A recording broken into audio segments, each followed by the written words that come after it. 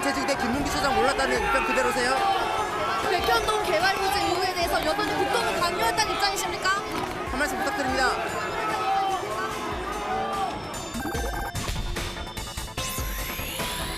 (1987년에) 우리들의 일그러진 영웅을 지은 이문열 작가의 속마음을 제가 작가의 의도와는 다르게 읽어냈을 수도 있습니다. 담임 선생님은 엄석대도 나쁘다고 꾸짖지만은 그 엄석대 측 핵심 관계자였던 아이들도 5대씩 때립니다. 지금의 국민의힘에서 엄석대는 누구일까요? 그리고 엄석대 측 핵심 관계자는 어떤 사람들일까요? 지금 이준석 전 대표나 이준석 대리인들 본인들이 주류 좀 대보겠다고 지금 엉뚱한 일을 하는 거예요. 민주당의 경우에는 보면 이제 개딸들이라는 훌리건들이 설쳐서 그게 괴로운데 우리는 훌리건이 난입해서 이제 선수로 아예 들어와 버렸어요. 저는 그 글을 보면서 엄석대가 이재명을 지지한 것으로 이해했습니다.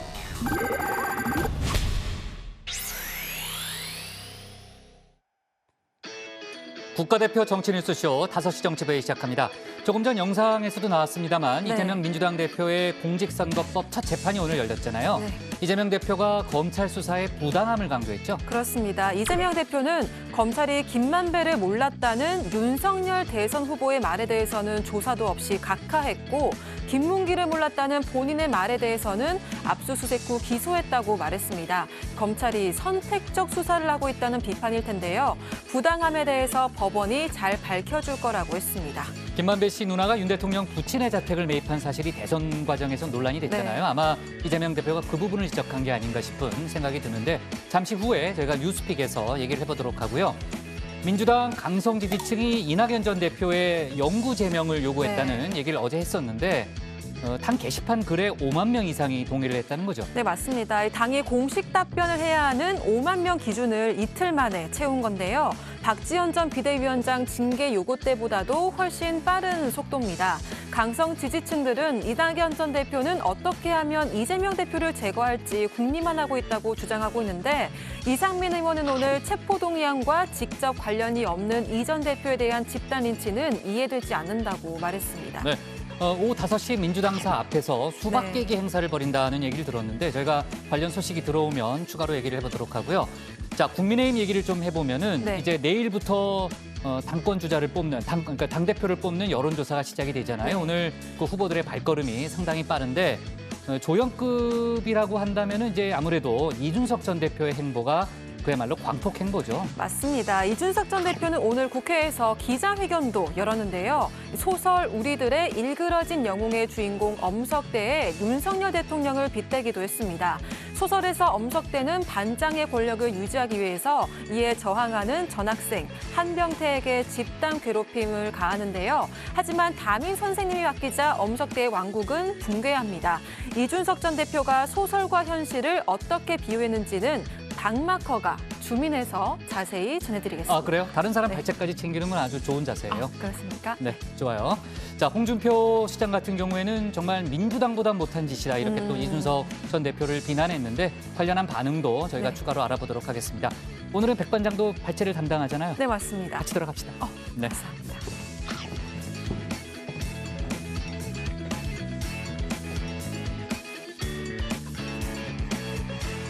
오늘은 유한울 체커가 개인 사정으로 회의에 참여하지 못했고요. 백반장이 뉴스픽을 담당할 예정입니다. 그래서 오늘 회의는 류 실장 박마커, 백반장 조멘토, 김현숙 수어통역사 그리고 정치부의 예청자 정 의원분들과 함께하겠습니다. 백반장 뭐 바쁜 모양이에요. 뭐 컴퓨터를 계속 치네요. 아, 열심히 일에 집중하기 위해서. 아, 그래요? 네, 할 건 다 한 거예요? 발제 네. 준비는 다 끝났어요? 끝났습니다. 그럼 나가면 되고요. 자, 오늘도 속보 실시간 반영하면서 회의를 진행하도록 하겠습니다. 아, 참, 류 실장. 그 민주당이 오늘 50억 클럽 특검법을 발의했다는 거죠. 그렇습니다. 오늘 정의당에 이어서, 그러니까 앞서 정의당에 이어서 민주당이 오늘 50억 클럽 특검법을 발의했습니다. 김건희 특검법 역시 추진하겠다 이런 의사를 분명히 했는데요. 김건희 여사는 오늘 공식 지방 행보도 했는데 자세한 얘기는 제가 이따가 상황실에서 소개를 하겠습니다. 네. 지금 한일 관계를 둘러싼 정치권 공방도 계속되고 있으니까요. 그 얘기도 저희가 상황실에서 해보도록 하겠습니다. 백다해 뉴스픽 5부터 오늘의 정치부회의 출발하겠습니다.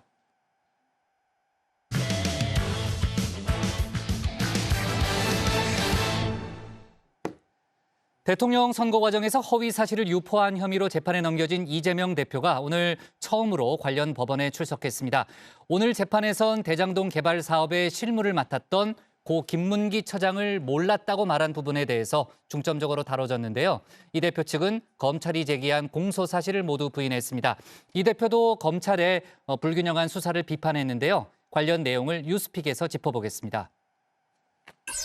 5시 하면 다정회 정의원분들의 뉴스 큐레이터 울체커를 대신할 소통반장 백반장입니다. 네, 오늘 하루 놓치면 안 되는 뉴스들을 전해드리는 뉴스픽 5 시작하겠습니다. 네, 오늘 준비한 소식들부터 보겠습니다. 네, 김문기 모른다, 계속되는 내홍, 논란의 트롯맨, 좋아요 눌렀다간, 그리고 내 머릿속의 칩, 이렇게 준비했습니다. 네, 첫 번째 픽은 오늘 법정에 출석한 더불어민주당 이재명 대표의 소식입니다. 검찰 공소 사실에 대해서 어떤 생각이세요? 시장 재직 때 김문기 시장 몰랐다는 입장 그대로세요? 백현동 개발 부지 의혹에 대해서 여전히 국토부 강요했다는 입장이십니까? 공직선거법 위반 혐의로 기소된 이재명 대표가 해당 사건으로 재판에 넘겨진 이후 처음으로 재판에 출석했습니다. 법원 앞에서 이 대표의 지지자들과 반대자들이 김건희를 특검하라, 이재명 구속 등의 상반된 구호를 외치는 가운데 도착한 이재명 대표. 취재진의 질문에도 묵묵부답으로 일관했는데요. 미리 준비한 입장문을 꺼내 읽었던 지난번 검찰 소환 당시와는 대비되는 모습이었습니다. 김대중 대통령께서는 내란 세력들로부터 내란 음모죄라고 하는 없는 죄를 뒤집어 썼습니다. 노무현 대통령께서는 논두렁 시계 등등의 모략으로 고통당했습니다. 이분들이 당한 일이 사법 리스크였습니까? 사법 리스크가 아니라 검찰 리스크였고 검찰 쿠데타였습니다. 검찰은 이미 답을 정해놓고 있습니다. 답정 기소입니다. 결국 진실은 법정에서 가릴 수밖에 없게 될 겁니다. 하지만 휴정 이후 재판이 재개되기 전에 돌아온 이재명 대표. 앞서 검찰 출석 때와 마찬가지로 검찰 수사의 부당함과 불공정성을 지적하며 윤 대통령을 언급했습니다. 오전에 재판에서 보여진 것처럼 김만배를 몰랐다는 윤석열 후보의 말에 대해서는 조사도 없이 각하했고, 김문기를 몰랐다는 이재명의 말에 대해서는 압수수색 수십 명의 소환 조사를 통해서 기소했습니다. 이 부당함에 대해서는 법원이 잘 밝혀줄 거라고 생각합니다. 네, 오늘 이 대표가 법원에 출석한 이유, 지난 대통령 선거 과정에서 대장동 및 백현동 사안에 대해 허위 발언을 했다는 혐의를 받고 있기 때문입니다. 불구속 기소된 상태에서 오늘 처음으로 공판에 출석한 건데요. 첫 번째 혐의는 민주당 대선 후보였던 지난해 12월, 당시 대장동 사업 실무자였던 고 김문기 성남도시개발공사 개발 1처장을 시장 재직 당시에는 몰랐다고 말해 허위 사실을 공표했다는 겁니다. 제가 시장 재직 때는 몰랐고요. 제가 이분을 알게 된 거는 제가 도지사가 된 다음에 그 재판 과정에서 제가 그 세부 내용을 전혀 모르니까. 또한 같은 해 10월 경기도 국정감사에서 백현동 한국식품연구원 부지 용도를 변경해 민간업자들에게 특혜를 준 거 아니냐는 질문에 국토부가 요청한 거라고 허위 답변한 혐의도 적용됐습니다. 국토부 장관이 도시관리계획 이거 변경 요구하면은 지방자치단체장은 반영해야 된다. 의무 조항을 만들어놨습니다. 이걸 가지고 만약에 안 해주면 직무유기 뭐 이런 걸 문제 삼겠다고 협박을 해서. 이번 재판이 눈길을 끄는 이유를 하나씩 짚어보겠습니다.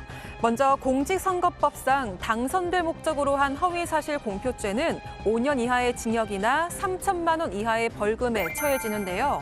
공직선거법 위반의 경우 100만 원 이상의 벌금만 나와도 당선 무효 판결을 받게 됩니다. 이 대표는 지난 대선에서 낙선했기 때문에 이 당선 무효형이 적용되진 않지만 의원직은 상실하게 되는데요. 5년 동안 피선거권이 박탈돼 다음 대선에는 출마할 수 없게 됩니다.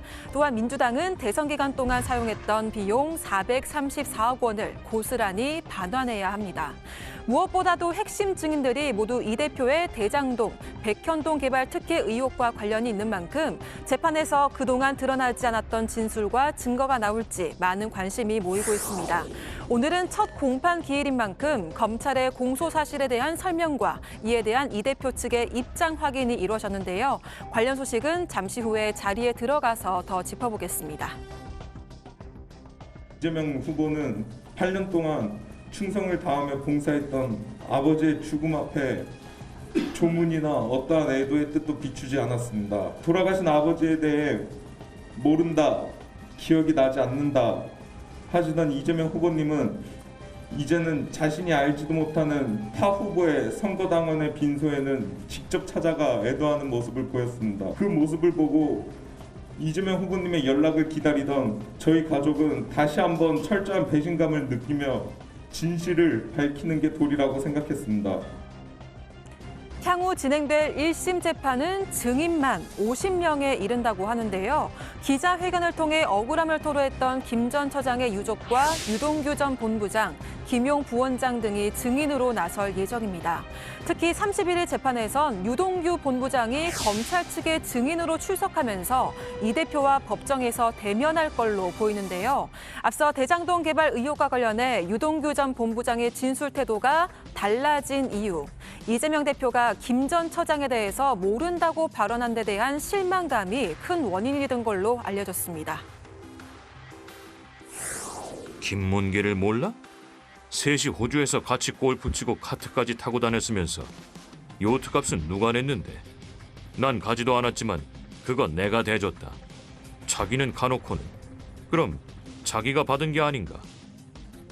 앞으로 격주 금요일마다 이재명 대표의 재판 출석이 예정돼 있습니다. 이달만 17일과 31일 두 번에 걸쳐서 법정에 서게 되는 건데요. 그런데 이재명 대표의 경우 대장동과 위례개발 비리 의혹, 성남FC 후원금 관련 사건과 관련해 국회에서 이미 체포동의안이 부결된 상황이죠. 하지만 이후 검찰은 보강 수사를 통해서 다음 주 중에 이 대표를 불구속 상태로 재판에 넘길 가능성이 높습니다. 이 과정에서 법정에 출석하는 모습이 계속해서 비춰진다면 이 대표를 둘러싼 사법 리스크는 더 본격화될 걸로 보입니다. 이재명 대표의 사법 리스크 해소가 전국의 안정과 민생 그리고 여야 협치의 첫 걸음입니다. 특권과 반칙의 방탄과 개딸 뒤에 숨지 말고 당당히 검찰 앞에서 따지시기 바랍니다. 두 번째 픽은 계속되는 내홍입니다.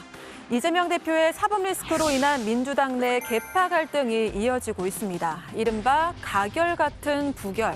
이 대표에 대한 체포동의안 부결 사태 이후 민주당 내에선 이른바 친명계와 비명계 간 갈등이 깊어지고 있습니다. 향후 이 대표의 거취와 이탈표 색출 움직임 등을 놓고 충돌하고 있는 건데요. 친명계는 다음 체포동의안에 대해서 투표 보이콧까지 언급했습니다. 체포동의안이 올라왔을 때 그렇죠. 과반 출석 과반 찬성인데 저희가 다 투표하지 않는 방식을 취하면 되죠. 현행 국회법상 체포동의안 표결에는 본회의 재적 의원 과반 출석이 필요하기 때문인데요. 169석 과반 의석을 가진 민주당이 불참할 경우 정족수가 충족되지 않는 점을 이용하겠다는 겁니다. 하지만 이러한 투표 보이콧, 국회법상 불가능한데요. 의결 정족수가 충족되지 않는다면 표결 자체가 성립되지 않아서 다음 본회의 안건에 오르게 되고 또다시 표결에 붙이게 되는 겁니다. 이재명 방탄국회라며 목소리를 높이던 국민의힘은 이런 친명계의 움직임을 비판하고 나섰습니다. 수단과 방법을 가리지 않고 구속 안 되려고 노력을 하겠죠. 그래서 저는 보이콧 가능성이 꽤 높을 것 같아요. 왜냐하면 그게 부결 당론을 실천하는 거잖아요. 근데 무기명 투표에서 무기명 들어가서 부결 당론을 강제할 방법이 없어요. 누가 찍었는지 모르니까. 그러니까 의미가 없죠. 사실은. 그러니까 부결 당론 강제할 방법은 불참이에요. 그러니까 원천 봉쇄하려고 하지 않을까 하는 생각이 드는데 뭐 그러면 그럴수록 이재명 확실히 범죄자 맞구나. 비명계는 이러한 방탄 프레임을 우려하면서 이 대표의 거취 표명을 요구하고 있습니다. 이재명 대표가 어쨌든 당대표를 유지하는 것보다는 당대표를 벗어나는 것이 당과 이재명 대표의 사법적 리스크를 분리 차단시킬 수 있는 최소한의 방법이 될 수 있다. 하지만 이재명 대표가 사퇴 의사는 1도 없고 옥중 공천도 불사하겠다는 의지를 드러냈다는 증언이 나오기도 했는데요. 핵심만 얘기하면 핵심의 대표 이재명 대표와 언론에 여러 가지 보도가 나가고 있는데 이재명 대표 민주당 대표직 사퇴 의사 전혀 없습니다. 제가 취재한 걸로는요. 추가 영장이 오더라도 나갈 생각도 없으시고요. 대표직 사퇴할 의사도 1도 없습니다. 그리고 심지어 그 옥중 공천도 불사하겠다. 이재명 그런 대표가 생각을 하고 있어요. 이재명 대표 77%의 사상 최고 득표율로 당선된 야당 대표인 만큼 당 장악에 자신감을 갖고 있다는 건데요. 하지만 민주당 안호영 수석 대변인은 오늘 오전 서면 공지를 통해 이 대표가 해당 논설위원장과 통화한 사실은 있지만 의사를 밝힌 바 없고 실제 그런 결정이나 결심을 한 바도 없다고 밝혔습니다. 하지만 김교환 논설위원장의 재반박이 이어지면서 이 대표의 향후 거취를 둘러싼 논란은 이어질 걸로 보입니다. 한편 당내 계파 갈등이 악화일로를 걷는 동안 강성 지지층의 이탈자 색출도 이어지고 있는데요. 최근 민주당 혁신위가 당원 여론조사를 당무감사에 반영하겠다는 안을 내놓으면서 이른바 개딸들의 영향력이 강화될 걸로 보이는데요. 이 대표의 사법 리스크가 본격화되는 동안 당내 갈등은 더 거세질 걸로 보입니다. 민주당이 지금 개혁 혁신할 것은 노동 등 3대 개혁, 민생, 대북 문제 등에 대해서 열중하는 겁니다. 저는 과거에도 총선을 앞두고 혁신위가 출범하면요. 여러 가지 공천 룰을 만들어가는 또 혁신하는 과정에서 반드시 분란이 나옵니다. 저는 혁신위한테 말씀드립니다. 아무리 좋은 혁신안도 지금은 내놓지 마라. 지금은 단결할 때다. 네, 세 번째 픽은 논란의 트롯맨입니다. MBN 불타는 트롯맨의 참가자 황영웅이 프로그램에서 자진 하차했습니다. 자신을 둘러싼 여러 폭행 논란 때문인데요. 황 씨는 20대 초반 지인을 폭행해 벌금 50만 원 처분을 받은 사실이 드러나며 논란이 됐습니다. 또 황 씨가 학창 시절에 자폐증을 앓는 학생에게 폭력을 저지르고 전 연인에게 데이트 폭력을 가했다는 등의 폭로도 이어졌는데요. 결국 황 씨는 진심으로 용서를 구한다며 프로그램 하차 의사를 밝혔습니다. 한편 황 씨가 출연한 불타는 트롯맨 제작진이 황 씨에게 특혜를 줬다는 의혹이 제기돼 경찰이 내사에 착수했는데요. 제작진은 경찰의 수사 요청 통보를 받은 적이 없다며 확인되지 않은 사실에 대한 기사에는 단호하게 대처하겠다고 밝혔습니다. 네 번째 픽 보겠습니다. 좋아요 눌렀다간입니다. 최근 북한에서의 일상을 올리는 북한 유튜버 유미가 세계적인 관심을 받고 있습니다. 영상에는 영어는 물론 한글로 된 댓글도 많이 달려 있는데요. 한번 볼까요? 댓글. 댓글에는 보시다시피 잘 보고 있다, 파이팅 등의 응원하는 반응이 많습니다. 그런데 이렇게 북한 유튜버의 채널을 구독하거나 좋아요를 누르는 게 국가보안법 위반에 해당할 수 있다는 지적이 나왔습니다. 국보법에 따르면 반국가 단체 활동을 고무, 선전하거나 동조할 경우 처벌한다고 규정돼 있는데요. 일각에서 북한이 이렇게 유튜브에서 일상을 보여주는 건 북한 체제를 홍보하기 위함이라는 해석이 나오면서 이런 영상에 좋아요를 누르거나 댓글을 남긴다면 북한 체제에 대한 찬양으로 해석될 수 있으니 주의해야 한다는 목소리가 나왔습니다. 다만 단순하게 시청하는 것만으로는 처벌되지 않는다고 하니까요. 이 점 참고하시면 되겠습니다. 네, 마지막 픽 보겠습니다. 내 머릿속의 칩인데요. 테슬라 최고 경영자 일론 머스크가 인간의 뇌에 칩을 이식하는 실험을 추진했다가 미국 보건당국으로부터 거절당했습니다. 머스크는 2016년 뇌 신경과학 스타트업인 뉴럴링크를 설립하고 인간의 뇌에 칩 이식 실험을 하는 것에 대해 언급해 왔는데요. 뉴럴링크는 사람의 생각만으로 각종 기기를 제어할 수 있는 시스템을 구축하기 위해서 뇌 컴퓨터 칩을 삽입해 컴퓨터와 연결하는 인터페이스를 개발하고 있습니다. 미 식품 식품의약국 FDA는 칩의 전선이 뇌의 다른 영역으로 이동하거나 칩이 과열돼 뇌가 손상될 수 있다는 점 등이 우려된다면서 승인을 거부했습니다. 한편 뉴럴링크는 현재 돼지나 원숭이 등 동물을 대상으로 실험 중인데요. 이 과정에서 불필요하게 많은 동물을 희생시켰다는 혐의로 미 연방 검찰의 조사를 받는 것으로 전해지고 있습니다. 네, 금요일의 뉴스픽은 여기까지입니다. 들어가서 원픽 정해보겠습니다. 뉴스픽 5였습니다.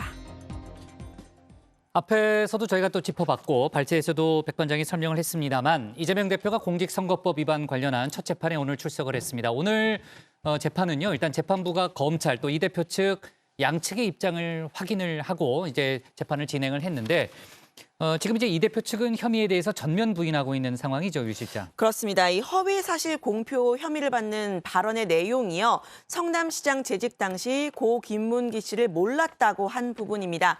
검찰은 이 대표가 성남시장 당선 전부터 이 김문기 씨와 알고 지냈고 또 시장 재직 때도 출장을 다녀왔고 또 대장동 사업 관련한 주요 현안은 수차례 김 씨로부터 대면 보고도 받았다라면서 이 대표가 허위 사실을 공표했다는 입장을 보이고 있습니다.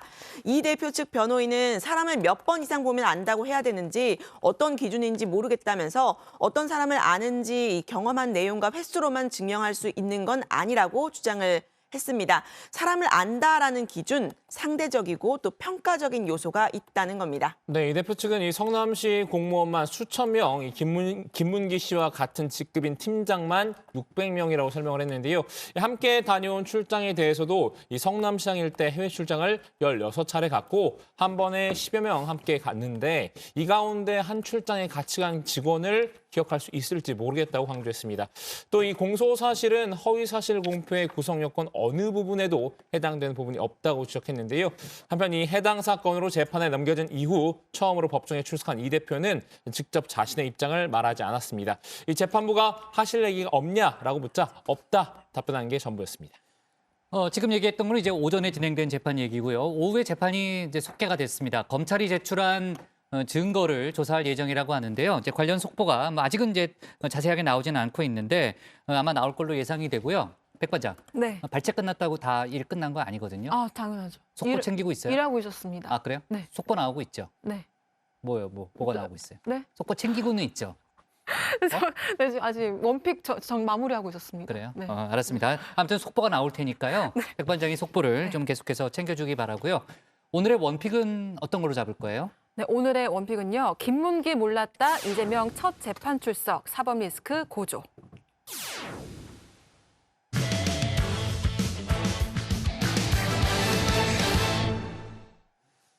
누가 보면 제가 백 관장을 괴롭히는 줄 알겠어요. 아니, 전혀 아닙니다. 그건 아니죠. 네, 정말 정당하게 묻는 거잖아요. 너무나 네. 국장님 제가 보기에도 존경하고 약간 괴롭히는 거 같아요. 예, 제가 보기에도. 그래요? 아니 그렇게 속보 챙기라고 그런 게 괴롭히는 거예요? 네, 좀 그래요? 괴롭히는 거. 예.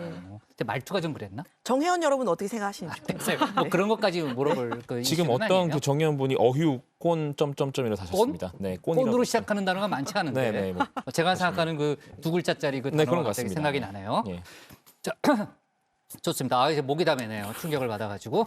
오늘은 지난 대선 당시 윤석열, 안철수 두 후보가 단일화를 한 지 꼭 1년째 되는 날입니다. 안 후보는 기자회견을 자청해서 전당대회 과정에서 느낀 소회를 밝혔죠. 단일화를 희망하던 분들, 그러니까 친윤계가 조변석계의 특색 선정까지 벌이고 있다면서 참담하다는 심정을 이야기했습니다. 단일화를 해서 정권 교체를 이룬 게 잘못이냐고 따져 묻기도 했는데요. 관련 내용을 정치 인사이드에서 짚어봅니다.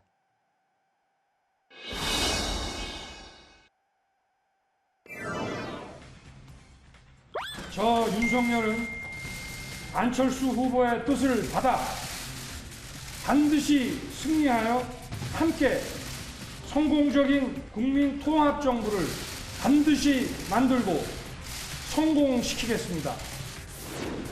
1년 전 오늘은 윤석열 대통령 후보와 제가 단일화를 이루고 공정과 상식, 통합과 미래로 가는 단일화 공동선언문을 낭독하며 두 사람은 원팀이며 국민 통합 정부임을 국민 앞에 선언한 날입니다. 대선 후보 단일화 1년을 맞아 기자회견을 연 안철수 후보. 당시 단일화 결정에 결코 후회는 없다고 밝혔는데요. 다만 단일화를 희망했던 분들을 향한 배신감은 토로했습니다. 그렇게 단일화를 희망했던 분들이 1년도 안 돼서 언제 받느냐며 저의 과거 발언을 트집잡고 정체성이 어떻네 하면서 흑색 선전을 벌일 때는 참담한 심정이었습니다. 정치가 아무리 냉혹하고 비정하다고 하더라도 어떻게 이렇게 조변석게 할 수 있는지, 그분들에게 도대체 정치란 신의도 도의도 없는 것인가?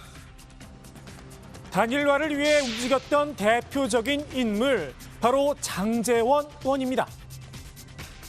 이 단일화 과정에서는 이 사상의 아들 장제원 의원이 인내와 끈기를 가지고 결정적인 역할을 했습니다. 지금은 이른바 윤핵관의 핵심으로 꼽히는데요. 윤핵관의 지휘자는 저는 장제원 의원으로 보고 있습니다. 대통령은 아니군요. 네, 그렇습니다. 그 사람들한테는 대통령의 어떤 안위는 안중에도 없고 자기들의 다음 공천이 중요합니다. 장 의원의 지위를 받았는지는 모르겠지만 친윤계 의원들 한마디로 일사불란하게 움직였죠. 색깔론까지 꺼내들고 안 후보를 공격했는데요. 우리나라가 종북 좌파 세력에 대해서 선동되고 한다면은 국민이 바로 우리 나라가 제대로 설 수 있을까라는 좀 생각을 해요. 근데 그런 거에 대해서 대통령께서 사전에 모르셨고 지금 알았다면 저 같아도 아마 굉장히 충격했을 거라 생각합니다. 후보 단일화도 서슴없이 평가절하했습니다. 엄밀하게 얘기하면 안철수 대표는 갈 데가 없었죠. 네, 갈 데가 없어서 얼마나 많은 수많은 탈당과 신당 창당을 하고 대표를 사직하고 뭐 바꾸고 워낙 연대를 많이 해서요. 결과를 내야 했던 대선 당시하고요. 전당대회에서 대표를 뽑아야 하는 지금 이 상황은 다르죠. 많이 다릅니다. 당선이 지상 목표잖아요. 선거에서는. 그러면 그 뭐 또 가능한 거예요. 민주당 출신이란 꼬리표도 붙였는데요. 김기현 후보는 땅 투기 의혹 제기에 못된 민주당 DNA다 맞받기도 했습니다. 가짜 뉴스 막 만들어 퍼나르는 민주당식 못된 DNA가 우리 페스티벌이 될 전당대회에 횡행하고 있는 것이 참으로 안타깝습니다. 민주당식 프레임을 하면서 내부 총질하는 후보 여러분 용납하시겠습니까? 민주당, 국민의힘의 주적이죠. 안 후보를 과연 동지로 보고 있는 건가 싶은데요. 11년 정치 생활 가운데 딱 1년 민주당에 몸담았다는 안 후보. 네거티브 공세가 도를 넘었다고 생각한 듯합니다. 안 후보가 국민의힘에 합류한 이유, 결국 단일화 때문이죠. 친윤계에 근본적인 질문을 던졌습니다. 그분들께 분명하게 묻습니다. 제가 윤석열 대통령과 단일화해서 정권 교체를 이룬 것이 잘못된 결정이었습니까? 대답해 주시기 바랍니다. 단일화 때 함께 약속했던 공정과 상식, 통합과 미래. 안 후보가 경선 과정에서 마주한 현실은 정반대였던 듯합니다. 공정이라 안 후보는 윤한연대를 꺼냈다가 대통령실에서 국정 운영의 적으로까지 몰렸었죠. 대통령실에서 좀 불공정하게, 왜냐하면 윤심을 판 후보가 있는데 거기에 대해서는 아무런 경고를 하지 않고 저는 윤심 팔 생각이 없이 저는 윤의 힘이 되겠다고 하고 대신에 올렸던 사진들 여러 개 중에 하나가 역사적으로 남아있는 그 후보 단일화 사진이었거든요. 당 대표 후보에게 아무 말도 하지 마라. 상식 밖의 경고도 날렸습니다. 그게 적절하지 않죠. 사실 민주주의 국가에서 자기가 하고 싶은 말, 자기 의견들 내는 게 민주국가 아니겠습니까? 통합과 미래, 민주당 출신이라고 배제를 당하는 상황에서 미래를 논하긴 어렵겠죠. 왜 나만 가지고 그러느냐? 항변밖에는 선택의 여지가 없는 듯합니다. 다양성과 포용성, 예를 들자면 최저영 감사원장 그리고 지금 현재 윤 대통령께서 사실 문정부에서 임명하신 분들 아닙니까? 근데 그분들이 뭐 민주당 DNA를 가졌다고 말하지 않잖아요. 태영호 그 의원이 북한 외교관 출신인데 김정은 DNA를 가졌다고 말하지 않잖아요. 안 후보의 작심 비판, 함께 개혁 경쟁을 하자던 천하람 후보는 급발진이다 평가 절하를 했는데요. 대통령실에서 안철수 후보님을 때려줄 때 올라갔다. 안 후보의 지지율이 가장 높았습니다. 막판에 어떻게든 대통령실의 반응을 끌어내겠다 해가지고 급발진을 하고 계시는 건데. 급발진. 피해자 코스프레만으론 한계가 있다고 지적을 했습니다.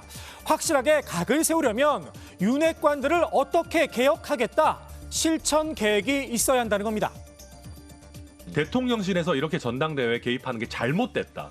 윤핵관들이 과하게 이렇게 당을 쥐고 흔드는 게 잘못됐으니까 내가 이거를 어떻게 개혁하겠다라는 명확한 메시지가 나와야 되는데 저 많이 피해 당했으니까 좀 안쓰럽지 않아요? 저 좀 찍어주세요. 실제로 안 후보는 친윤계 행태엔 강하게 날을 세우면서도 용산에 각을 세운 거냐는 질문엔 아니다, 예민하게 반응했습니다. 제가 어떤 각을 세웠습니까? 어떤 각을 세웠죠? 저는 대통령 믿는다고 했습니다. 앞서 대통령실은 안 후보가 윤한연대를 거론했던 이유를 재차 설명하자 대통령을 전도에 끌어들이지 마라, 다시 한번 경고의 메시지를 냈죠. 오늘 기자회견에 대해서도 불편한 심기를 드러냈습니다. 안 후보가 결국 경선에서 대통령을 악용하겠다는 의지를 스스로 표출했다는 건데요. 대선 후보 단일화 1주년 기자회견, 누가 그런 걸 한 적이 있느냐 되묻기도 했습니다. 후보 단일화 1주년을 기념할 정도로 큰 의미는 없다는 거겠죠. 단일화 당시를 회상하며 1년 전에 맺던 넥타이까지 착용한 안 후보, 혼자만의 추억인 걸까요? 지금의 상황, 1년 전 그날 이미 예고됐던 건지도 모르겠습니다. 오늘의 정치 인사이드 이렇게 정리합니다.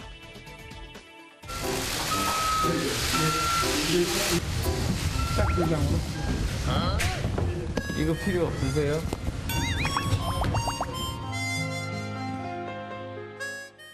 자, 국민의힘 전당대회 소식 좀 짚어보겠습니다. 내일부터 본격적인 여론조사가 시작이 되는 거죠? 네, 내일부터 이틀 동안 모바일 투표가 이루어지고요. 모바일 투표에 참여하지 못한 책임당원을 대상으로는 6일부터 7일까지 ARS 투표가 진행됩니다. 합산 결과는 다음 주 수요일 8일에 일산 킨텍스에서 열리는 전당대회에서 공식 발표됩니다. 다음 주 수요일은 정치부회의도 상당히 좀 바쁘게 움직여야 될 것 같은데 1차에서 끝나느냐 결선 투표까지 가느냐가 역시 이제 관심사 중에 하나잖아요. 어떻게 보면 관심사의 핵심이라고 볼 수 있는데 김기현 후보는 1차 투표에서 끝내겠다는 거죠. 그렇습니다. 김기현 후보는 처음부터 이 압도적인 1차 과반 승리를 목표로 띄워왔고 지금도 그 목표를 향해서 흔들림 없이 앞을 향해 나아가고 있다, 이렇게 밝혔습니다. 압도적 지지가 새롭게 출발하는 당 지도부의 강력한 리더십, 흔들리지 않는 리더십의 기반이 된다, 이렇게 강조하기도 했습니다. 반면 김기현 후보를 제외한 나머지 3명의 후보들은 결선 투표를 내다보고 있는 거죠. 그렇습니다. 안철수, 천하람, 황교안 후보 모두 1차 투표에서 끝나진 않을 거다, 이렇게 보고 있는데요. 모두 본인이 결선에 갈 거다, 이렇게 자신했습니다. 세 후보의 말 차례대로 들어보시죠. 우리 당원 투표들은 보통 40% 정도의 응답률을 보이고 있는데 거기에 근접한 것이 20% 이상이 되는 그 면접원 여론조사들이거든요. 예.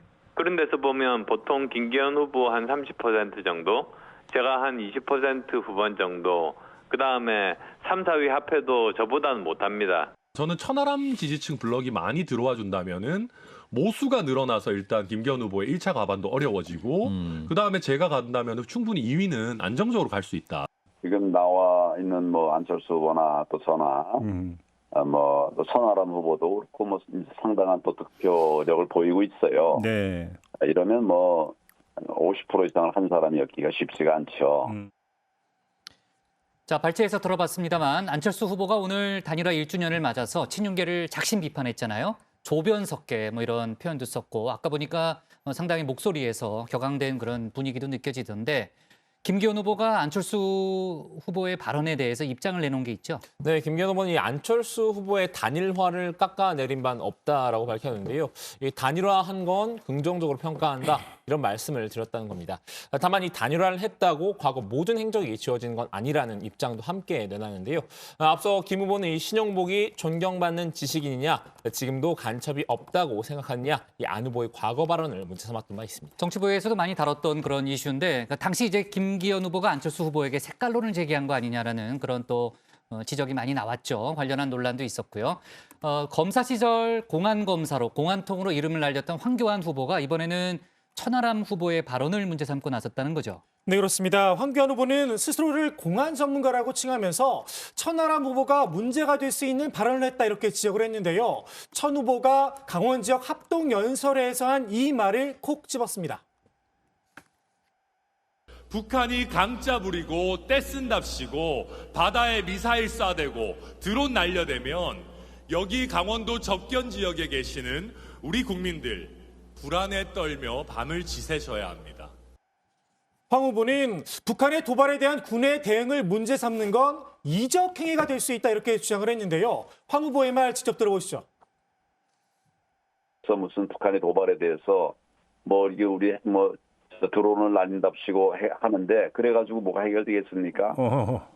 이런 얘기가 말은 맞는 것 같지만 그렇지만 거기에 대해서 우리가 대비한 것을 지적하고 있는 것이죠. 쉽게 하면 그런 반국가적 내지 이적성 발언을 하고 있다는 말씀이신가요?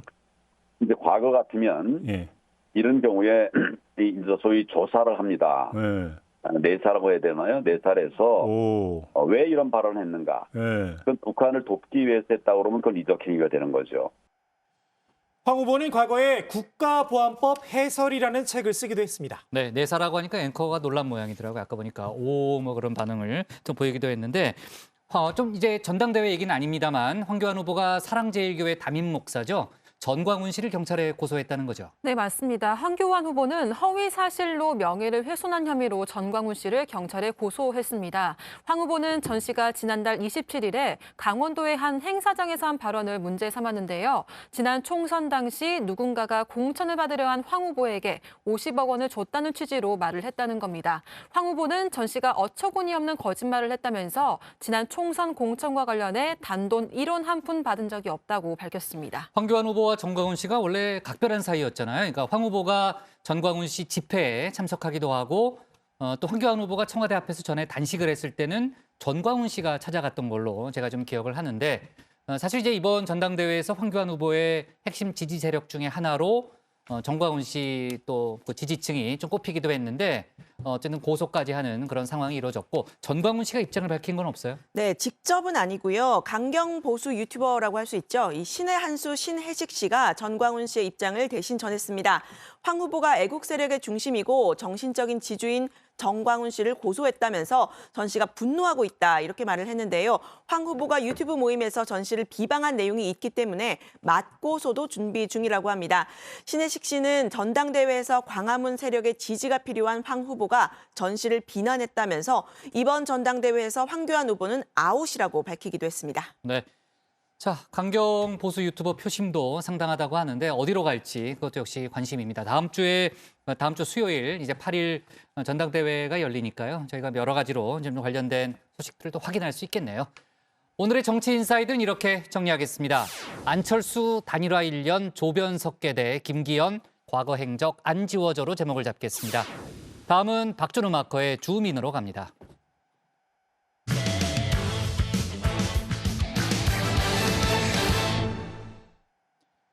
국민의힘 이준석 전 대표가 오늘 긴급 기자회견을 열었습니다. 현재 여당 상황을 이문열 작가가 쓴 소설 우리들의 일그러진 영웅에 빗댔는데요. 윤석열 대통령과 윤핵관을 향한 신랄한 비판이 주된 내용이었습니다. 윤 대통령을 소설 속 독재자 엄석대에 비유하면서 천하용인을 밀어달라고 당부했는데요. 당내에선 이준석 전 대표를 향한 비난의 목소리도 나왔습니다. 박준호 마커가 주민에서 관련 소식을 정리했습니다. 이준석 전 국민의힘 대표만큼 이 메타포를 즐겨 쓰는 정치인도 없는 것 같습니다. 이 소설 삼국지가 메타포의 단골 소재였죠. 이 비단 주머니나 이 삼성 간호 같은 비유는 모두 삼국지에서 차용한 표현들인데요. 오늘은 달랐습니다. 이 긴급 기자회견에 이 새로운 소설을 들고 나왔는데요. 이문열 작가가 쓴 우리들의 일그러진 영웅입니다. 엄석대. 빨리 머릿속으로 떠올려 보십시오. 그 이름. 놀랍게도 1987년에 이문열 작가가 우리들의 일그러진 영웅을 통해서 그려냈던 시골 학급의 모습은 최근 국민의힘의 모습과 다 있습니다.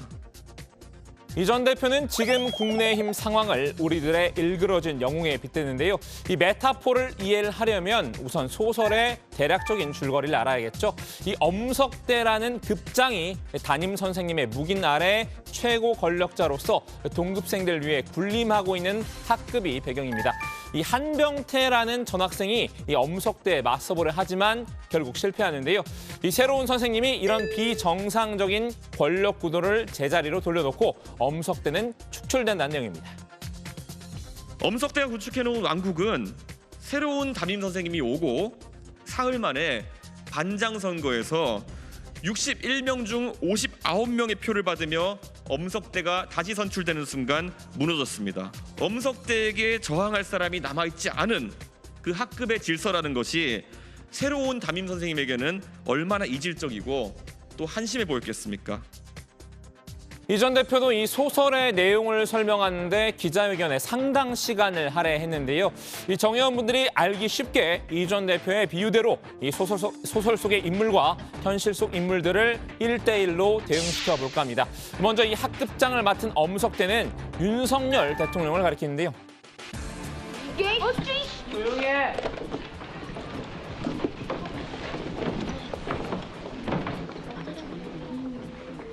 상고말이 이리 와봐. 이 전 대표도 굳이 부인하진 않았습니다. 연상하신 인물이 만약 윤석열 대통령이라면은 그건 개인의 생각을 다들 존중할 것입니다. 혹시라도 언론인들께서 보도하시면서 이것이 윤석열 대통령을 연상했다고 기사를 내신다면 아마 그것이 국민의 시각을 대변하는 언론인들의 시각이라고 저는 믿고 싶습니다. 그럼 윤심을 등에 업고 전당대회에 나선 김기현 후보는 누구일까요?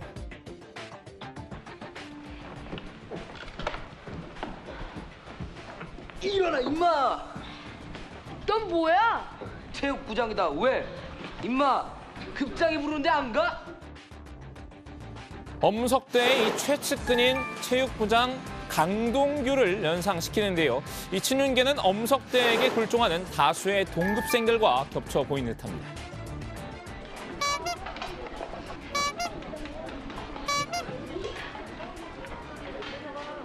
강병수, 김유식, 김신덕.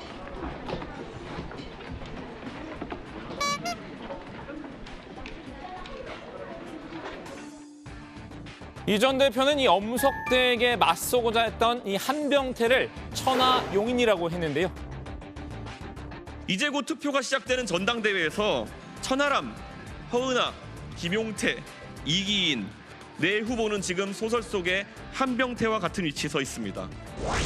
급장은 손이 없어? 왜 내가 물을 떠다 바쳐야 돼? 급장이 뭐 선생님인가? 이게? 내 말이 틀렸어? 그리고 너네 계란을 갖다 주니? 너희들도 그러지 마. 여기서 한 가지 의문은 이 한병태도 결과적으로는 엄석대에게 굴복하고 엄핵관이 되고 만다는 점입니다. 이거 가져. 아니야, 괜찮아. 가져. 빨리 가자. 일단 동급생들의 괴롭힘과 일관적으로 석대를 감싸는 이 선생님의 태도에 좌절했기 때문인데요. 분명히 잘못한 것은 엄석대인데 아이들은 한병태를 내부 총질러로 몰아서 괴롭힙니다. 이거 봐. 도대체 석대가 나쁘다는 건 너 하나뿐이잖니. 그런데 보라고. 네가 잘못했다는 걸 좀 봐. 이게 어디 한두 자이냐? 도대체 석대가 뭘 어쨌다는 거냐? 이 전 대표는 이 한병태가 엄석대에 굴하지 않고 맞설 수 있는 용기를 달라고 호소했습니다. 새로운 한병태인 천하람, 허은하, 김용태, 이기인이 더 큰 힘을 가지고 국민을 대신해서 엄석대가 구축하려고 하는 시스템의 문제점을 지적할 수 있도록 해주십시오. 학급 건의함을 만들었으면 합니다. 건의함? 제가 다니던 서울학교에서는 건의함이 있었습니다. 결국 이 소설의 결말을 다시 쓰고 싶다는 겁니다. 난 이 소설의 끝을 다시 써보려 해. 하지만 이제 이 소설과 다른 결말을 당원 여러분께서 써주십시오. 주인공이었던 한병태가 작은 저항, 큰 저항을 시도했다가 담임 선생님까지 엄석대의 편을 들면서 결국 저항을 포기하고 그들의 카르텔에 편입했던 그 이야기와는 다른 이야기를 써주십시오. 당원들이 일그러진 국민의힘을 이번에 바로 잡지 못하면 내년 총선에서 국민들의 심판을 받을 수밖에 없다고 본 건데요. 김기현 후보가 당선되고 윤핵관의 득세가 지속되는 현실을 막아야 한다는 뜻이겠죠. 이들이 이번에 힘을 얻어서 그것을 지적해내지 못한다면은 나중에 결국에 다가오는 총선에서 국민이 담임 선생님의 역할을 하면서 교정할 수밖에 없는 상황이 될 것입니다. 이번에도 또 너희들이 입을 다물어서 석대를 옹호한다면 선생님은 이번 일을 여기서 끝낼 거야. 시험 부정에 대한 벌도 끝났으니까 이 반을 다시 석대에게 맡길 수밖에 없어. 결국 이 전 대표가 바라는 소설의 결말은 천하용인의 당선일 텐데요. 궁극적으로는 윤 대통령이 성군이 됐으면 한다는 바람도 나타냈습니다. 결말이 임금님기는 당나귀기가 되었으면 좋겠습니다. 임금님기는 당나귀기의 결말은 왕이 컴플렉스를 벗어던지고 백성의 소리를 잘 듣기 위해서 귀를 덮고 있던 모자를 벗어던지고 성군이 되는 결말입니다. 이 전 대표의 이야기를 듣다 보니 문득 한 인물이 떠올랐는데요. 이 나경원 전 의원은 과연 소설 속에서 어떤 위치를 차지하고 있는지 궁금해졌습니다. 나 전 의원 당권 출마를 고심하고 있을 때 대통령실의 노골적인 견제를 받았는데요. 윤핵관들로부터 반윤 우두머리로 낙인까지 찍힌 끝에 출마를 접는 수모를 겪었습니다. 그럼에도 이 김기현 후보가 내민 손을 잡았죠. 넓은 아량과 마음씨 덕분일까요? 근데 정치는요, 머리로만 하는 것도 아니고 입으로만 하는 것도 아닙니다. 정치는 가슴으로 한다는 것을 좀 꼭 새겨주실 것을 부탁드립니다. 학폭 피해자가 2차 가해를 받고 있는 것 같다는 평가에도 굴하지 않고 이 김 후보의 지지를 호소 중인데요. 대통령과 정말 호흡을 맞출 지도부가 들어서서 그 지도부가 대통령의 개혁을 힘있게 뒷받침해줘야 된다라고 생각을 합니다. 제가 다녀보니까 대구 경북에는 나경원 빼면 아무것도 안 돼요.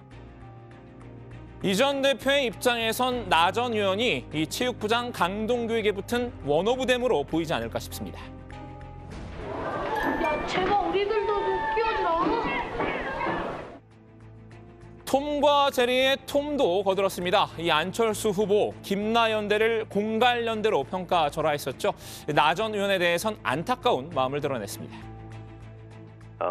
저보고 이렇게 어깨를 치더니 누군가 싶어서 보니까 나 전 의원이더라고요. 근데 참 표정이 안 돼 보였습니다. 아, 그래요? 네. 아니, 저 사진 보니까 웃고 계시는 것 같아. 미소 띈 것 같은데요. 사진 찍을 때만. 아, 사진 안 찍을 때 얼굴 보시니까 좀 안 좋으셨어요, 나 의원이? 그렇게까지 억지로 끌고 갈 필요가 있나 싶습니다. 자, 오늘은 이준석 전 대표의 이 기자회견 내용을 정리해드렸는데요. 사실 이 소설 우리들의 일그러진 영웅에서 학급장 엄석대의 결말은 비참합니다. 이 석대를 따랐던 친구들마저 모두 석대에게 등을 돌리는데요. 엄석대는 자신의 소왕국이 무너지자 잠적하고 마는데요. 이 전 대표가 밝힌 긴급 기자회견 개최의 이유, 이런 새드 엔딩을 막아보겠다는 거였죠. 지금 엄석대를 비유하고 있는 이들에게 일침을 날리기 위한 목적이었던 것 같은데요. 오늘 주민 한마디는 우리들의 일그러진 영웅 속 한 장면으로 정리하겠습니다. 너희들은 당연한 너희 몫을 뺏기고도 분한 줄 몰랐고 또 불의 앞에 굴복하고도 부끄러운 줄 몰랐어. 그런 너희들이 앞으로 어른이 돼서 만들 세상은 상상만 해도 끔찍해. 네, 요즘 중고생들도 읽는지는 모르겠습니다만 제가 학교 다닐 때는 필독도서였고 이제 우리들의 일그러진 영웅, 아까 나온 영화가 꽤 오래된 영화인데 90년대 나온 영화죠. 네, 92년도 작품이더라고요. 그렇죠. 저 영화도 제가 봤었던 기억이 나고 유 실장도 기억나죠? 저는 기억은 잘 안 나는데. 그래요? 예. 기억 안 나요? 안 나는 척하는 거예요? 안 아니 나는 수능 지문 같은데 이렇게 많이 교과서에 많이 나왔던 내용이라서 네. 학교에서 배웠기 때문에. 맞아요. 그러니까 초등학교라는 이제 작은 학급을 통해서 사실 이제 우리 사회의 어떤 전반적인 모습, 그러니까 우리 사회의 축소판격으로 이제 하나의 학급을 이제 동원했다 이렇게 좀 볼 수 있고, 이문열 작가의 작품 중에서 상당히 유명한 그런 작품 중에 하나죠. 그러니까 이제 이준석 전 대표가 오늘 기자회견을 열어서 주장한 내용은 이 소설 속의 학급의 상황이 현재의 국민의힘과 같다는 그런 주장이네요. 근데 사실 이 소설 속 배경이 원래 이제 부패가 심했던 1960년대 자유당 정권 시절 말기를 배경으로 했던 작품인데 이 전 대표가 이 작품을 2020년대로 끌어 들어온 겁니다. 결국 오늘 기자회견의 목적은 윤핵관을 비판을 하면서 천하용인을 밀어달라고 호소하기 위함이었던 것 같은데요.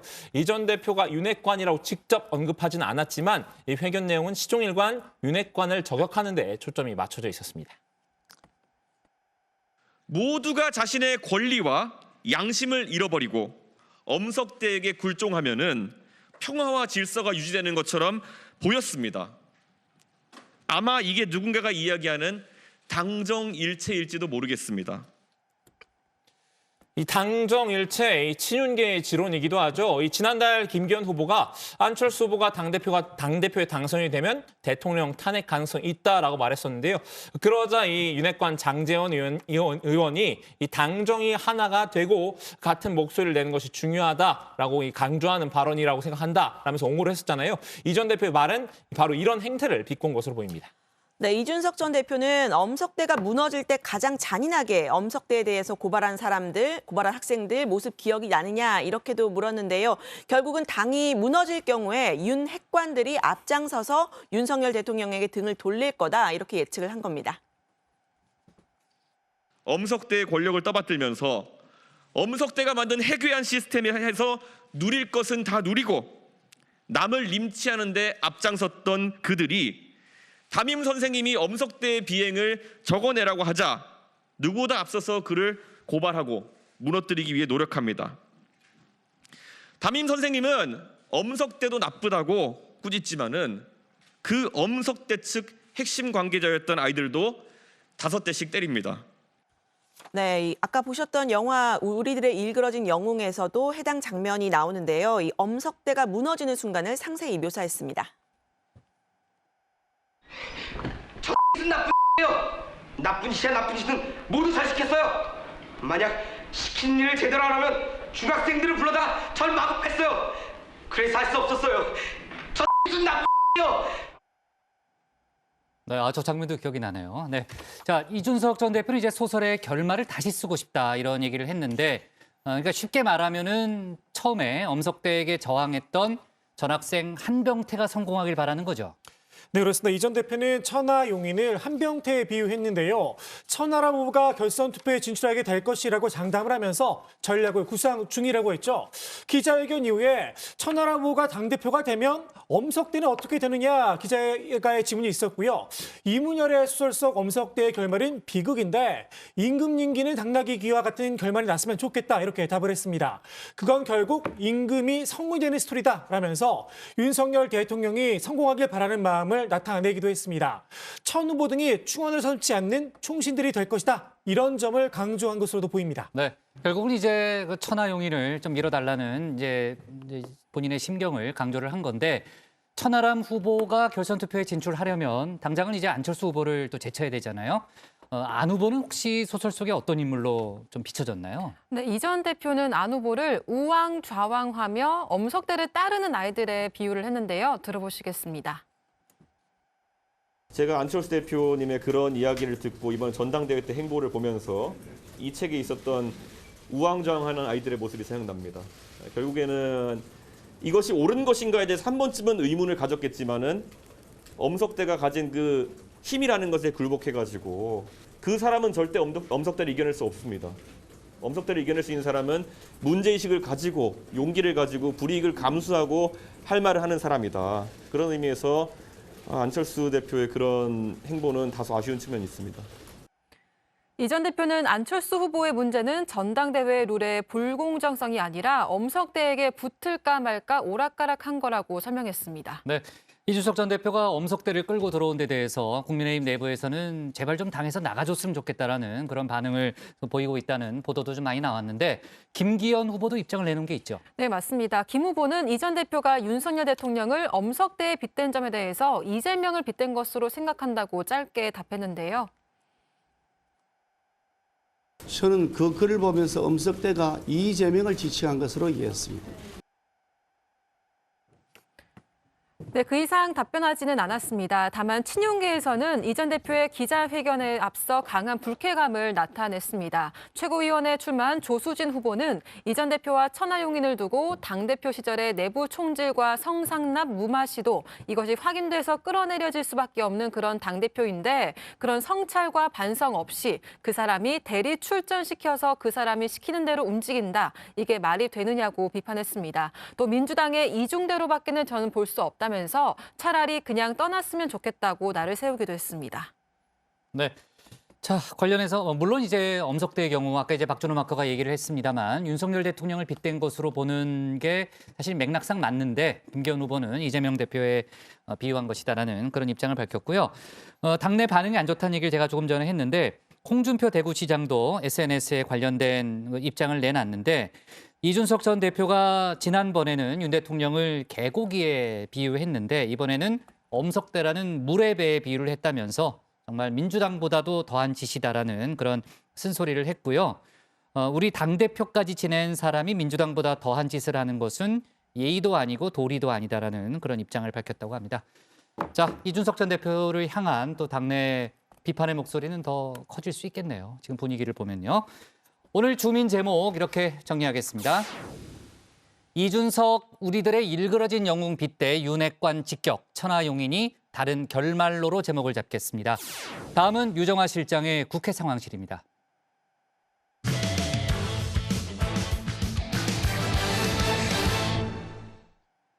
김건희 여사가 운영했던 코바나 컨텐츠가 대기업 협찬을 받았던 데 대해서 검찰이 최종 무혐의 처분을 내렸죠. 당시 윤석열 대통령이 서울중앙지검장이었는데 부정한 청탁도 없었고 대가성이 있었던 것도 아니라고 봤습니다. 민주당은 수사 중인 기업에 협찬이 있었는데도 김 여사에 대한 소환 조사 한 번 없이 무혐의 처분을 내렸다면서 김건희 여사 특검법이 필요하다고 주장했습니다. 또 50억 클럽 특검을 오늘 발의하기도 했는데 관련 소식을 유정화 상황실장이 정리했습니다. 검찰이 김건희 여사가 운영하는 코바나 콘텐츠의 대기업 협찬 의혹에 최종 무혐의 처분을 내렸습니다.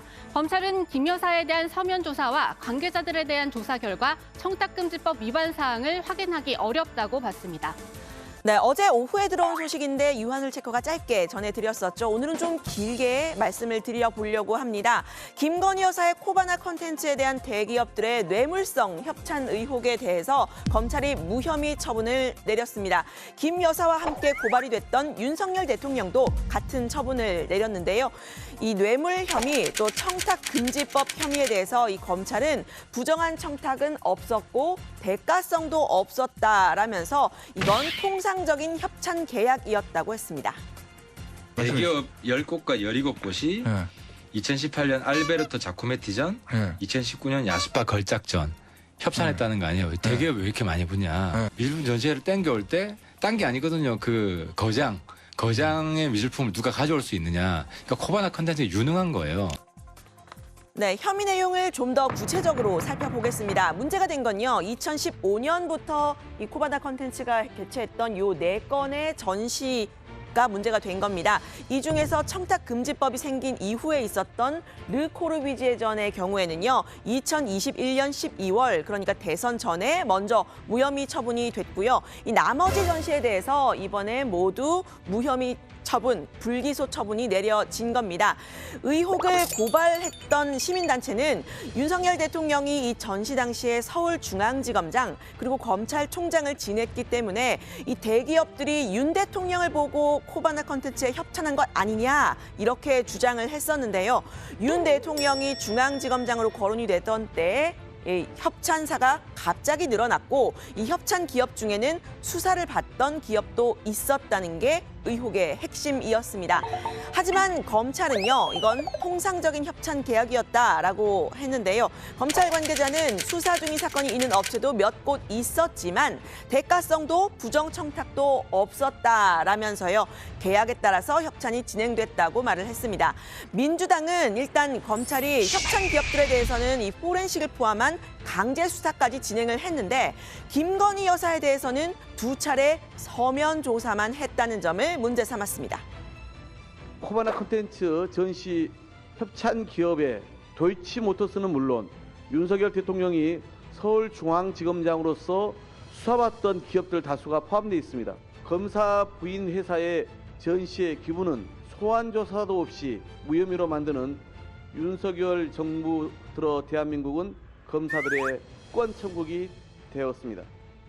네, 비슷한 케이스인데 민주당 인사들에 대한 검찰 수사와 비교하면 형평성이 떨어진다는 지적도 나왔는데요.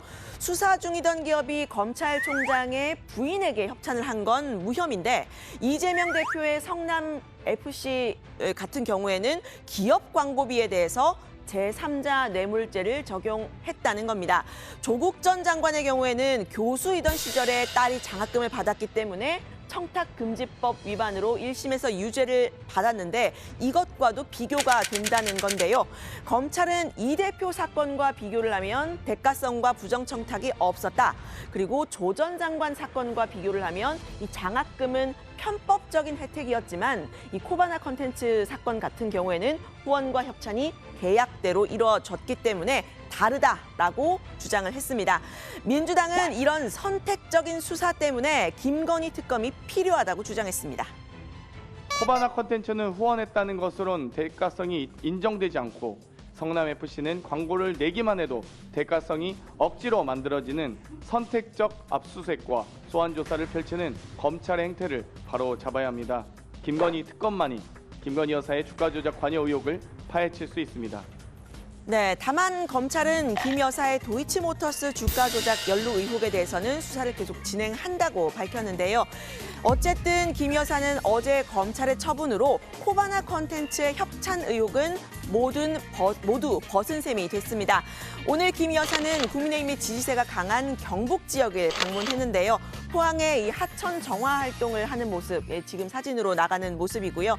쓰레기를 줍고 이런 활동들을 했습니다. 또 포항에 있는 죽도 시장을 방문해서는 지난해 수해 피해는 없었는지 챙기는 모습을 보였습니다. 당시 장면 직접 보시죠.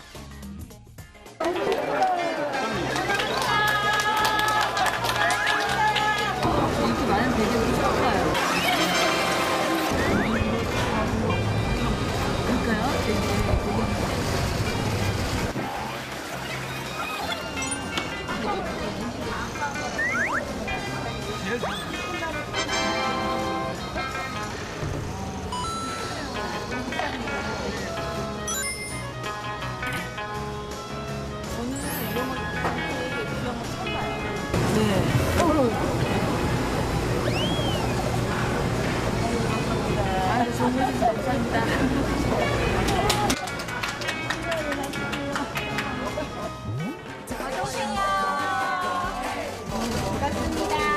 맛있죠? 네. 너무 맛있어요. 진짜 맛있구나. 더 먹으려고. 네.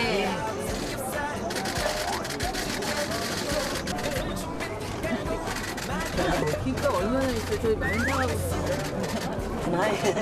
많이 만들어놨어요. 네. 감사합니다. 네, 김 여사 관련 소식 좀 들어가서 이야기를 더 해보고요. 민주당은 김건희 특검법과 함께 추진하던 쌍특검 중 하나인 대장동 관련 50억 클럽 특검법을 오늘 발의를 했습니다. 정의당의 의견을 좀 받아들여서 50억 클럽 특검법이라고 이름을 붙였는데요. 다만 민주당은 대장동 사업 초기 자금 부분도 수사 범위에 포함을 시켜야 한다, 이런 입장이죠. 의견차를 좁히지 못하고 오늘 민주당 단독으로 특검법을 따로 발의한 겁니다. 5년 10개월 일한 대리의 50억 원 퇴직금 뇌물 무죄 판결에 온 국민이 좌절했습니다. 국민은 이제 윤석열 정부의 공정과 상식을 믿지 못합니다. 민주당은 국민 뜻에 따라 50억 클럽 특검법을 반드시 관철하겠습니다.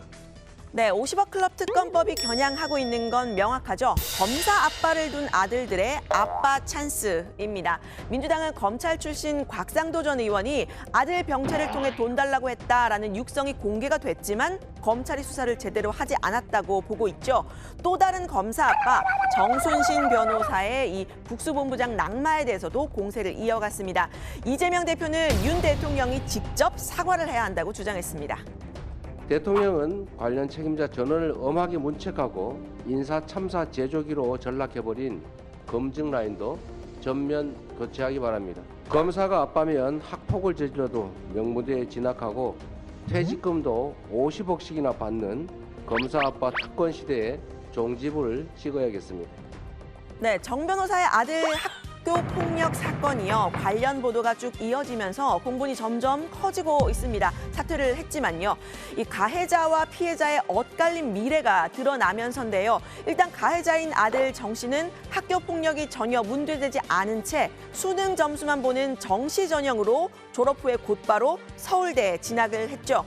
피해자인 A 씨는 졸업 후에 최소 2년 동안은 대학에 진학을 하지 못했다는 게 이 학교 측의 설명입니다. 1학년 때 이 학교 폭력 피해를 당한 후에 2, 3학년 때는 결석을 반복하고 학교 생활이 순탄치도 않았다고 하는데요. 또 다른 피해자 B 씨도 있죠. 이 B 씨는 괴로움에 자퇴를 하고 해외로 나갔다고 합니다. 게다가 이 아들 정 씨의 경우에는요. 강제 전학을 간 이 서울의 학교에서 졸업과 동시에 징계 기록을 삭제해 주었다고 하는데요. 원래는 2년 동안 기록이 남겨지는 게 원칙입니다.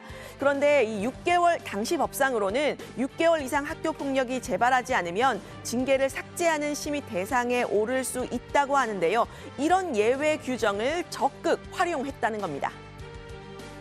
정 씨 아들의 전학 처분이 가해자의 불복과 소송, 이로 인한 최종 결정이 여러 번 수정되면서 학교 생활기록부에 지연되어 기재된 것으로 드러났습니다. 결국 무한 권력의 검사빠 찬스를 누린 학폭 가해자는 당당히 명문대 희생이 되었습니다. 네, 정 변호사가 낙마한 이후 윤 대통령은 학교폭력 대책 마련을 직접 지시했습니다. 교육부는요, 대입 정시 전형에도 학폭 이력을 반영하는 방안 검토하겠다고 밝혔죠. 그런데 유독 이 인사 검증 실패에 대해서만큼은 말을 아끼고 있습니다. 정 변호사의 아들 사건이 KBS에 보도됐던 2018년 윤 대통령은 서울중앙지검장으로 한동훈 장관은 이 3차장 검사로 서울중앙지검에 모두 같이 근무를 했는데요. 당시 익명으로 보도가 됐기 때문에 몰랐다는 게 이 한 장관과 윤 대통령 측의 입장입니다. 하지만 검찰 관계자들은 정황상 관련 내용을 알았을 거라고 보고 있는데요. 정 변호사 측의 소송이 대법원에서 기각된 후에 3개월 뒤에 검찰 인사가 있었는데 이 검찰총장에 취임한 윤 대통령은 정 변호사를 영전시켰다, 이런 보도도 나왔습니다. 앞서 한 장관은 정 변호사의 낙마에 대해서 정무적인 책임감을 느껴야 한다라는 화법을 썼는데요. 본인 일이지만 거리를 좀 둔 화법이죠. 민주당은 한 장관이 책임지고 물러나야 한다고 했습니다.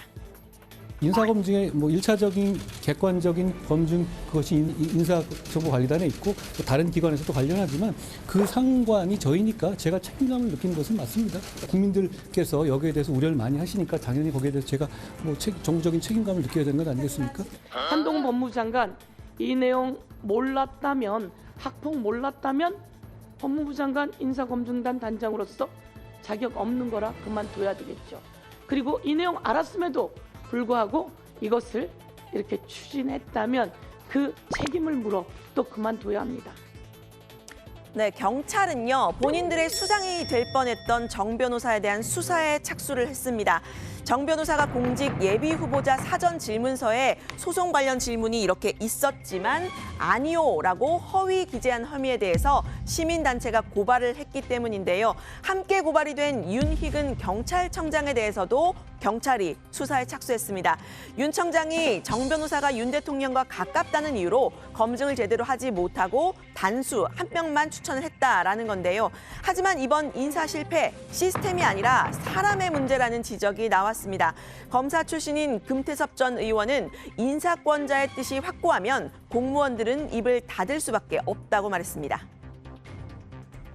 이번 정부같이 지적하면 화내는 분위기에서 어떻게 했는가? 아무도 말을 안 하게 되는 게 당연하다. 심지어 윤석열 정부의 실세인 한동훈 장관마저 기계적 검증 운운하는 것을 보라. 정순신 국수본부장 임명이라는 인사 참사는 시스템의 문제가 아니라 사람의 문제다. 네, 민주당이 대장동 관련 50억 클럽 특검을 발의를 하면서 김건희 여사 특검법도 추진하겠다 이런 뜻을 명확히 했죠. 3월 국회도 조용하지는 않을 것으로 보이는데요. 그런데 이 3월 임시국회를 단독으로 연 민주당 소속 일부 의원들이 해외로 떠난 사실이 알려지면서 비판이 일고 있습니다. 관련 소식 들어가서 더 이야기를 해보겠습니다. 오늘 발제는 이렇게 정리합니다. 50억 클럽 특검 발의한 민주당, 김건희 여사 협찬 의혹 무혐의 처분에 민주당 김건희 특검법 필요.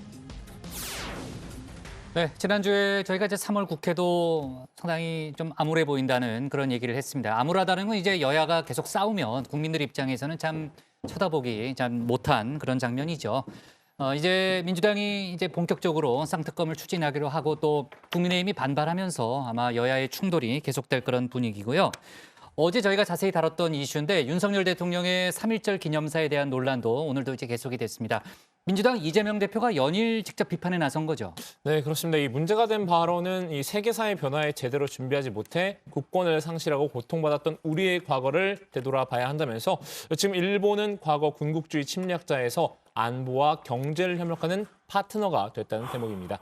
이 3.1절 기념식에 직접 참석했던 이재명 대표는 현장에서 귀를 의심했다면서 대한민국 대통령의 입으로 건국 이념과 헌법 정신을 송두리째 부정당했다고 했는데요.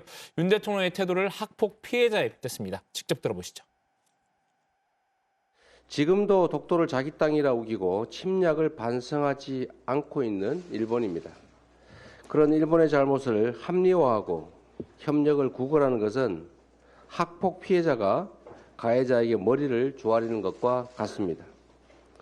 정부 여당의 대일 저자세와 굴종을 지켜보면 이 정권이 과연 어느 나라의 이익을 우선하는지 의심스럽습니다. 국민의힘 정진석 비대위원장은 이 대표가 죽창을 다시 들고 나섰다고 했습니다. 대통령 기념사는 시대 변화에 따라 한일 양국이 협력을 강화해야 한다는 뜻이라면서 북핵 안보 위기에 대비해서 한일 관계를 정상화하는 게 그렇게 못마땅하냐고 했는데요. 오늘 지도부 회의에서도 민주당이 오히려 국론을 분열시키고 있다는 반박이 나왔습니다. 대통령의 3.1절 발언은 과거를 덮고 가자는 것이 아니라 미래를 향해서 함께 나아가자는 취지로 이해가 됩니다.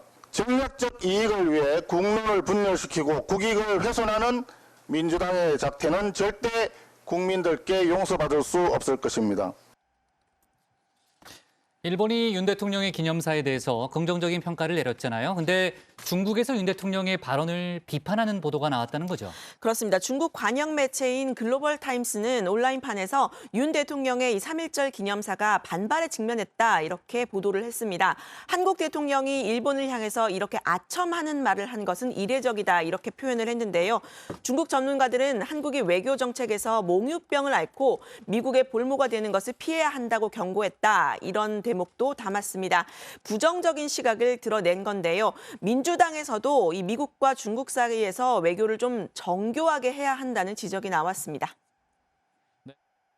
우리 대한민국 대통령은 대한민국 국익을 위해서 외교를 해야 돼요. 중국을 무시해버리면 되겠어요? 이 수출 적자를 어떻게 할 거예요? 영업사원 1호가 할 일이 이겁니까? 그 말씀을 안 하든지 하려면은 국익을 위해서 미국하고도 잘해야 되지만은 중국이나 다른 외교를 잘해달라. 네. 민주당 이재명 대표 재판 속보 챙기라고 그랬는데 챙기고 있어요? 네, 챙기고 있습니다. 아니, 얼굴 보니까 전혀 안 챙기고 있는 것 같은데. 네. 자, 그리고 제가 앞서 시작할 때 얘기를 했는데 오늘 그 민주당사 앞에서 그 강성 지지층들이 그 수박 깨기 퍼포먼스를 할 예정이라고 했잖아요. 제가 이제 관련된 여러 가지 사진을 보니까 수박 풍선도 터트리는 이제 그런 행사도 있었고 아무튼 민주당 내 좀 내홍이 당분간 좀 지속될 그런 분위기로 보이네요. 오늘 정치부에는 여기까지 하겠습니다. 저희는 다음 주 월요일 오후 5시 정각에 다시 찾아뵙겠습니다. 국반장 수고했어요. 미안해요. 제가 괴롭히는 것 같아요. 지금 저는 멘트를 재판이 종료됐고